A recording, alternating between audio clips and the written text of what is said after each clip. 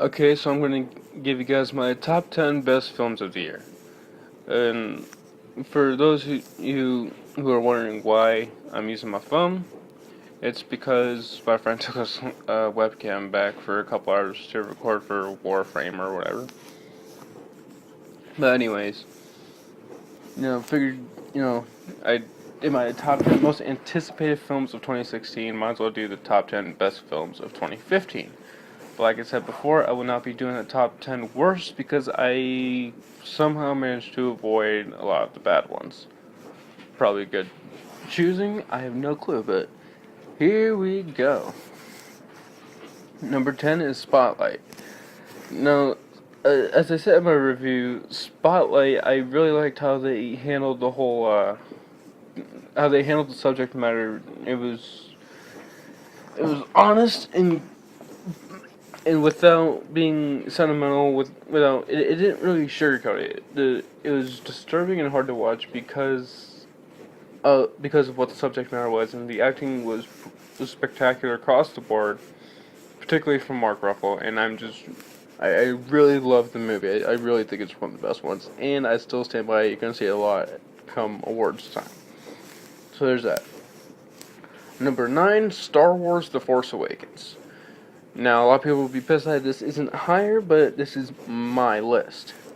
And I really loved Star Wars: The Force Awakens, which is shocking considering the fact that I'm not a big Star Wars guy. I'm really not. It's not my thing. But The Force Awakens just did everything right for me. The action was spectacular. The performances were amazing, particularly Daisy Ridley, and the special effects were top notch. And I'm really happy. I was very pleasantly surprised by Star Wars: The Force Awakens. Number 8 is a movie I didn't review for you guys, although I probably should have, along with Inside Out, which did not make my list, although it's an honorable mention. Yeah, it would be Straight Outta Compton. I didn't know much about NWA. I was not really. I'm not a rap guy, and I'm not really an Ice Cube person beyond his movies, some of his movies. But Straight Outta Compton was. I know he was produced on it, but seriously, Straight Outta Compton was great. F. Gary Gray does a spectacular job directing, which he will get no notice for because of all the Oscar bait films. And I just thought this was a really strong film, particularly on the storytelling front. Just the script and everything. Performances were fine. Not really a standout about it. But I just thought this was a unbelievably well-made movie that's not going to get any attention. So that's that. Number 7 is Mission Impossible: Rogue Nation. This is the 5th film in the franchise. Another movie I did not review for you guys. Actually, a couple of these are movies I didn't review for you guys. And this is my second favorite Mission Impossible movie, behind Mission Impossible 3. Yeah, I'm that guy. But Rogue Nation, again, the acting, the special effects, the action is just, in the storytelling, we're all fantastic. We're all fantastic. My only real gripe was I'm not a big fan of the villain. I did not think it was a particularly strong villain. But that doesn't take away from the fact that it was a spectacular movie, and it really had me on the edge of my seat, particularly during the underwater sequence. For those of you who've seen it, you'll know what I'm talking about. Number 6, The Hateful Eight. My favorite Tarantino movie so far. This is my favorite Tarantino movie so far, but the more I think about it, the less I like the third act even more. But I still really enjoy the movie, and I just think it was such a fantastic film. And this is, from a storytelling front, this is easily my favorite film of the year. But the writing is the best part of the movie easily, and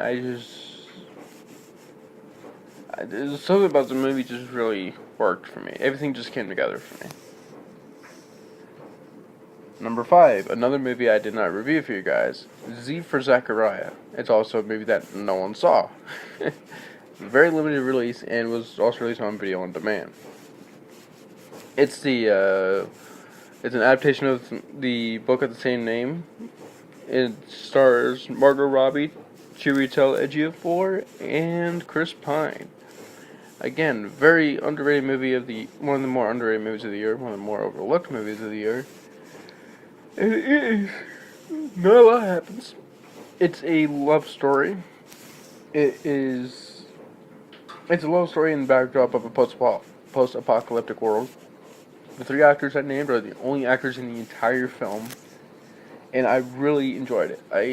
It's a slow burn. Like, if you don't have the patience, you're not gonna like this movie because it will test your patience. But it is a spectacular movie, and if you guys haven't seen it, I suggest you watch it. It is worth the watch. Number 4, despite its ending, is 99 Homes. I think this was a spectacular film. The performances were top notch, particularly that of Andrew Garfield and Michael Shannon. And I really believe that Andrew Garfield is one of the best working actors today. One of the best younger actors working today, even though he's like in his early 30s. And just everything.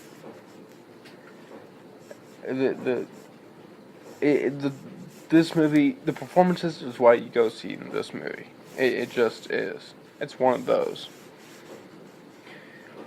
Number 3 is Sicario, the most intense movie I have seen in a while. Sicario is a fantastic film by Denis Villeneuve, who did Prisoners and Enemy. The performances he got out of his actors were spectacular, particularly that of Benicio del Toro, who should be getting some award buzz and hasn't, and it's very disappointing. But Tyler Sheridan, who not Tyler, I think it's Taylor Sheridan who wrote the script, who did a really fantastic job with these well drawn out characters, and it was great. Number 2 is Jurassic World, and this is a divisive one, I know. Jurassic Park is my Star Wars. It was the franchise that I grew up with, along with Harry Potter. I like 2. 3 is not good, but I still enjoy it. And 3 was the only one I saw in the theaters. And I've waited 14 years for Jurassic World. And while the more I think about Jurassic World, I don't love it as much as I did when I saw it on opening night. It is still a fantastic film. Okay, I'm gonna backtrack. It's not a fantastic movie. It's a solid movie. I love the movie. And I just... Are there problems with the movie? Yeah, there are problems with the movie. But, when people do these best lists, it's always a favorites list. So, the fact that I had Jurassic World in my list should not come as a surprise. But Jurassic World, I think, is an amazing time watching a movie, and I think you guys would. I think it's... Yeah. A couple honorable mentions are Ant-Man and Avengers Age of Ultron. I'm a big Marvel guy, but these movies I just liked more. Number 1 is Pawn Sacrifice, a film that I adore. Ed Zwick's directing, Tobey Maguire's performance, the writing, this film really did everything for me. I really love this movie. And I can't say much more than for you guys to go out and recommend it. Subscribe, get word out, and please watch my other videos. Stay tuned for more, and I'll talk to you guys soon.